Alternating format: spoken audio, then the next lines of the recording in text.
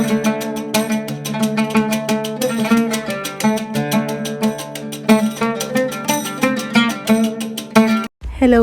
അസ്സലാമു അലൈക്കും, നമസ്കാരം. എന്താണ് വിശേഷമൊക്കെ?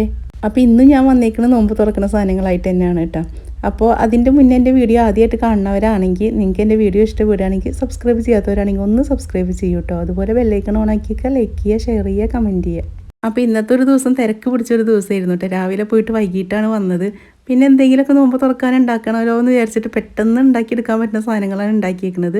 പക്ഷെ നല്ല ടേസ്റ്റ് ഉള്ളതാണ് കേട്ടോ. അപ്പോൾ നിങ്ങൾക്ക് വീഡിയോ ഫുള്ളായിട്ട് കണ്ടാൽ എന്താണെന്നൊക്കെ അറിയാമല്ലോ.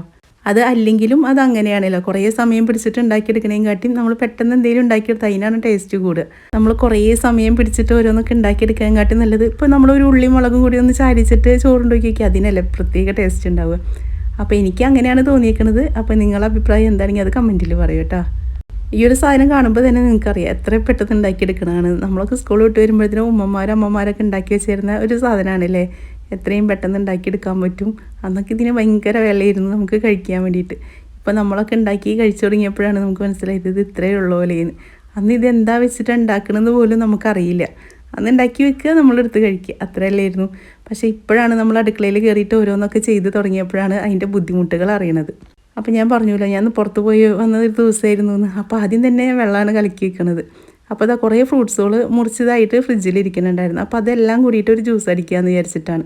അപ്പോൾ അതിനായിട്ട് തണ്ണിമത്തം മുറിച്ചെടുത്തിട്ടുണ്ട്. പിന്നെ അതാ കുറച്ച് ഈത്തപ്പഴം ഉണ്ടായിരുന്നു. അപ്പോൾ അതും കൂടിയും കുരു കളഞ്ഞിട്ടിട്ടുണ്ട്.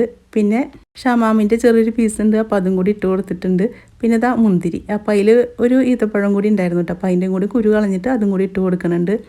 അപ്പോൾ മധുരം കുറച്ച് മതിയല്ലോ. അപ്പോൾ ഇതാണെങ്കിൽ ഇനി എടുത്ത് കളയിലുണ്ടാവുള്ളൂ. ഫ്രിഡ്ജിൽ ഇരുന്നിട്ട് പിന്നെ ഇതെന്തായാലും നോമ്പ് തുറക്കുന്ന സമയത്ത് ടേബിൾ കൊണ്ടുപോയി വെക്കില്ല, പുതിയതെടുത്തിട്ട് കൊണ്ടുപോയി വെക്കുക ചെയ്യുക.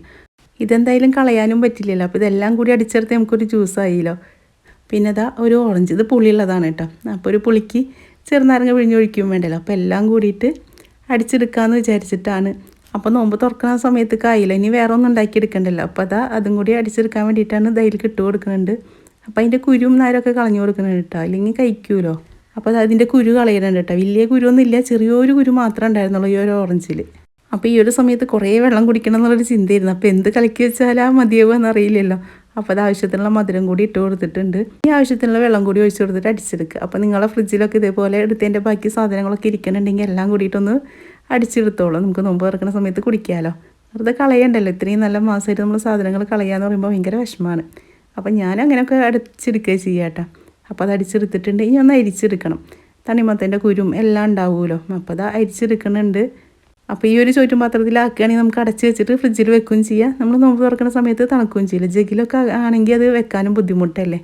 അപ്പോൾ അത് ആ പാത്രത്തിലേക്ക് അരിച്ചെടുത്തിട്ടുണ്ട്. അപ്പോൾ അതാ നമുക്ക് ഇത്ര ഒരു കട്ടിക്കാണ് വന്നേക്കുന്നത്, കണ്ടില്ലേ. ഇനി കട്ടി കുറയ്ക്കണമെങ്കിൽ നമുക്ക് കുറച്ചും കൂടി വെള്ളം ഒഴിച്ച് കൊടുത്താൽ മതി കേട്ടോ. അപ്പോൾ ഈ ഒരു കട്ടി പാകമായിരുന്നു. അപ്പോൾ നിങ്ങൾക്ക് കാണുമ്പോൾ തന്നെ അറിയുന്നുണ്ടാവില്ലേ, എല്ലാം കൂടിയിട്ടുള്ളതാണ് കേട്ടോ. അപ്പോൾ ഇനി ബാക്കിയുള്ള സാധനങ്ങളൊന്നും കളയേണ്ടതുപോലെ നമുക്ക് അടിച്ച് വെക്കാമല്ലോ. അപ്പോൾ ഇനി അത് ഫ്രിഡ്ജിൽ കൊണ്ടുപോയി വെക്കട്ടെ. ഇന്ന് ചിക്കൻ പക്കോടയാണ് ഉണ്ടാക്കുന്നത് കേട്ടോ. അപ്പോൾ അതിന് വേണ്ടിയിട്ട് ഇതാ ചിക്കൻ്റെ എല്ലില്ലാത്ത കുറച്ച് പീസ് എടുത്തിട്ടുണ്ട്. പിന്നെ ഇതാ ഉരുളൻകിഴങ്ങ് എടുത്തിട്ടുണ്ട് 2 2 സബോള, പിന്നെ ഇഞ്ചി വെളുത്തുള്ളി ആവശ്യം ഉണ്ടായിരുന്നില്ല കേട്ടോ. വെളുത്തുള്ളി അതിൽ മാറ്റിയിട്ടുണ്ടായിരുന്നു. പിന്നെ വേണ്ടത് പച്ചമുളകും, ചെറിയൊരു പീസ് ക്യാരറ്റും, പിന്നെ കുറച്ച് മല്ലിയില. അപ്പോൾ ചിക്കൻ ആദ്യം അരച്ചെടുക്കണം. അപ്പോൾ വെള്ളമൊന്നും ഇല്ലാതെ ചെറിയ ജാറിലിട്ടിട്ടാണ് കേട്ടോ അരച്ചെടുക്കുന്നത്. അപ്പോൾ അത് അടിച്ചെടുത്തിട്ടുണ്ട്. അതൊരു പാത്രത്തിലേക്ക് ഇട്ട് കൊടുത്തു. ഇനി പൊരിച്ചിട്ട് അല്ലെങ്കിൽ വേവിച്ചിട്ട് നമുക്ക് പിച്ചി ഇട്ട് കൊടുക്കണമെങ്കിൽ അങ്ങനെ ഇട്ട് കൊടുക്കാം കേട്ടോ. അപ്പോൾ ഇതാണ് എളുപ്പം. ഞാൻ പറഞ്ഞല്ലോ, എനിക്ക് സമയം ഉണ്ടായിരുന്നില്ല. പിന്നെ ഇത് ഉണ്ടാക്കുമ്പോൾ നല്ല ടേസ്റ്റുമാണ് കേട്ടോ. ഇനി നമുക്ക് ഉരുളൻകിഴങ്ങ് ഒന്ന് ഗ്രേറ്റ് ചെയ്തെടുക്കണം. അപ്പോൾ ഇതാക്കിയിട്ട് എടുക്കുക, അല്ലെങ്കിൽ നിങ്ങൾ ചെറുതാക്കി മുറിച്ചെടുത്താലും മതി കേട്ടോ. അപ്പോൾ ഉരുളൻകിഴങ്ങ് എന്തായാലും ഇടണം. ഇത് കഴിക്കണ സമയത്ത് നല്ലൊരു ടേസ്റ്റ് കിട്ടാൻ വേണ്ടിയിട്ടാണ്. കണ്ടില്ല, ഇത് നൈസായിട്ടാണ് ഞാൻ ഗ്രേറ്റ് ചെയ്തെടുത്തേക്കുന്നത്. നിങ്ങളിനിയിപ്പോൾ കത്തി വെച്ചിട്ട് മുറിച്ചെടുത്താലും കുഴപ്പമൊന്നുമില്ല. അപ്പോൾ അത് എല്ലാം ഇതാക്കി വരുന്നുണ്ട്. അപ്പോൾ ഈ ഒരു പക്കോട ഉണ്ടല്ലോ, ഒരു പ്രത്യേക ടേസ്റ്റാണ്. ചിക്കനും പിന്നെ എല്ലാം കൂടിയായി വരുന്ന ഒരു ഇതുകൊണ്ടാവും നല്ല ടേസ്റ്റ് ആയിരുന്നു കേട്ടോ. അപ്പോൾ ഇത് മാറ്റി വെച്ചിട്ടുണ്ട്. ഇനി നമുക്ക് ക്യാരറ്റും കൂടി ഒന്ന് ഗ്രേറ്റ് ചെയ്തെടുക്കണം. അപ്പോൾ ഈ ഒരു സമയത്ത് ചെറിയ കുട്ടികളെ കൊണ്ടൊക്കെ ചീപ്പിക്കാണെങ്കിൽ ശ്രദ്ധിക്കണം കേട്ടോ. കൈ മുറിഞ്ഞ് വരും. ഒരു പ്രാവശ്യം എൻ്റെ കൈ തന്നെ നന്നായി മുറിഞ്ഞതായിരുന്നു. നമ്മൾ ഈ സ്പീഡിൽ അങ്ങോട്ട് പെട്ടെന്നാക്കി പോകുമ്പോൾ കൈമ അത് തട്ടും. അപ്പോൾ അതും കൂടി ഒന്ന് ശ്രദ്ധിക്കണം. പിന്നെ സബോള കുറച്ച് ഇതാക്കിയിട്ട് അരിഞ്ഞെടുത്തിട്ടുണ്ട്. പിന്നെ ഇഞ്ചി, പച്ചമുളക്, മല്ലിയില, ഇതെല്ലാം കറിവേപ്പിൻ്റെ ഇല ഇടാൻ മറന്നു പോയതാട്ടോ. കറിവേപ്പിൻ്റെ ഇല ഇടണം. അപ്പോൾ എല്ലാം കൂടിയിട്ട് ഇതാ ഒരു പാത്രത്തിലേക്ക് ഇട്ട് കൊടുത്തിട്ടുണ്ട്. സബോള ഇട്ട് കൊടുത്തിട്ടുണ്ട്, ഇഞ്ചി, പച്ചമുളക്, പിന്നെ മല്ലിയില എല്ലാം കൂടി അതിലേക്ക് ഇട്ട് കൊടുത്തിട്ടുണ്ട്. പിന്നെ ഉരുളൻകിഴങ്ങ് ഇട്ട് കൊടുത്തു. പിന്നെ ക്യാരറ്റ് അതും കൂടി അതിലേക്ക് ഇട്ട് കൊടുക്കുക. അപ്പോൾ നമ്മൾ അരിഞ്ഞ് വെച്ച സാധനങ്ങളെല്ലാം കൂടി ഇതിലേക്ക് ഇട്ട് കൊടുത്തിട്ടുണ്ട്. ഇനി ഇതിലേക്ക് ആവശ്യമുള്ള പൊടികൾ ഇട്ട് കൊടുക്കണമല്ലോ. അപ്പോൾ അതിനായിട്ട് നമ്മൾ കുറച്ച് പൊടികളാണ് ഇട്ട് കൊടുക്കുന്നത് കേട്ടോ. അപ്പോൾ ഗരം മസാല പൊടി ഇട്ട് കൊടുത്തിട്ടുണ്ട്. പിന്നെ ഇനി കുറച്ച് കുരുമുളക് പൊടി ഇട്ട് കൊടുക്കുക. അപ്പോൾ മുളക് പൊടിയൊന്നും പറഞ്ഞില്ല കേട്ടോ. അപ്പോൾ അത് കാരണം കുരുമുളക് പൊടി ഇടുമ്പോൾ കുറച്ചും കൂടി കൂടുതൽ ഇട്ടോളൂ. പിന്നെ വേണ്ടത് ഉപ്പാണ്. ആവശ്യത്തിനുള്ള ഉപ്പും കൂടി ഇട്ട് കൊടുക്കുക. അപ്പോൾ ഇത്ര പൊടികളാണ് നമ്മൾ ഇട്ട് കൊടുക്കുന്നത്. കുരുമുളക് പൊടി, ഗരം മസാല പൊടി, പിന്നെ അതുപോലെ ഉപ്പ്. അപ്പോൾ ഇത്ര മാത്രം മതി കേട്ടോ. ഇനി ഒരു കോഴിമുട്ടയും കൂടിയും പൊട്ടിച്ചൊഴിച്ച് കൊടുക്കുക. അപ്പോൾ ഇത് നിർബന്ധമില്ല, ഇതിട്ട് ഒന്നും കൂടി ടേസ്റ്റ് കൂടും. അപ്പോൾ നിങ്ങളുടെ കയ്യിൽ കോഴിമുട്ടൊക്കെ ഇരിക്കുന്നുണ്ടെങ്കിൽ നിങ്ങൾ ഇട്ട് കൊടുത്തോളൂ കേട്ടോ. ഇനി കൈ വെച്ചിട്ട് എല്ലാം കൂടി നന്നായി തിരുമ്പി യോജിപ്പിച്ച് കൊടുക്കുക. കൈ വെച്ചിട്ട് വേണം കേട്ടോ. സ്പൂൺ വെച്ചിട്ടൊക്കെ ആണെങ്കിൽ ആ സബോളൊന്നും അതിലേക്ക് പിടിക്കില്ലല്ലോ. നമ്മൾ കൈ വെച്ച് തിരുമ്പി എടുക്കണം. പിന്നെ നമ്മുടെ വീട്ടുകാർക്കല്ലേ, നമ്മൾ കൈ വെച്ചിട്ടുണ്ടാക്കിയാലും അവർക്ക് കുഴപ്പമൊന്നും ഉണ്ടാവില്ല.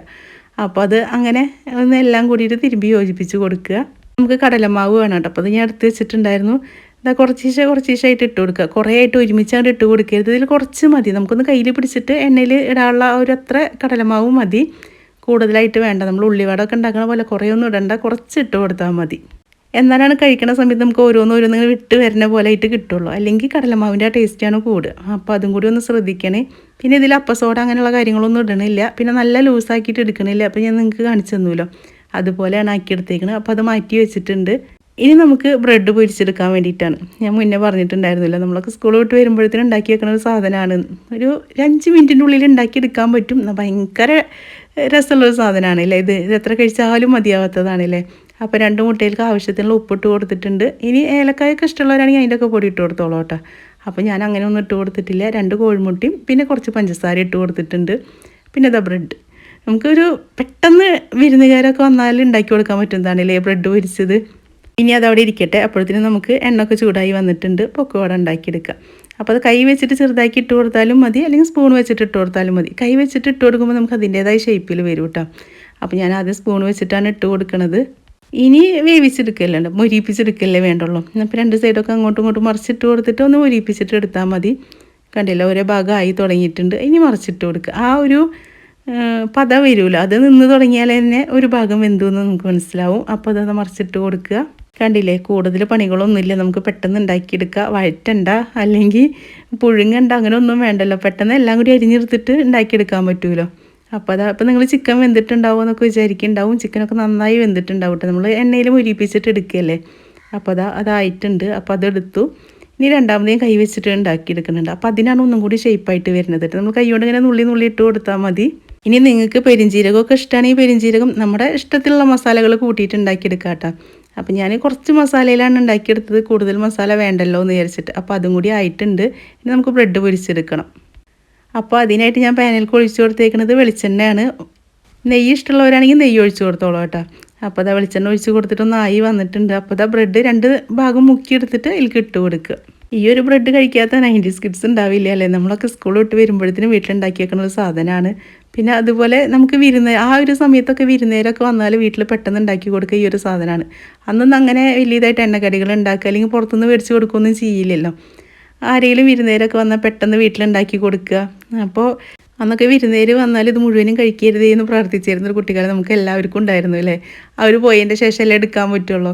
ഇപ്പോഴത്തെ മക്കൾക്ക് അങ്ങനെയൊന്നുമല്ലല്ലോ. അവർ പറയുന്ന സാധനങ്ങൾ അപ്പം ഉണ്ടാക്കി കൊടുക്കും. പണ്ടൊന്നും അങ്ങനെയല്ല. അപ്പോൾ അത് ഓരോ കാലഘട്ടത്തിൻ്റെ വ്യത്യാസങ്ങളാണ്. അപ്പോൾ അതാ രണ്ടാമതും കൂടി ഉണ്ടാക്കിയെടുക്കേണ്ടത് ഒരു 4 എണ്ണം ഉണ്ടാക്കിയെടുക്കണുള്ളൂ കേട്ടോ. മോനിക്ക് വേണ്ടിയിട്ടാണ്.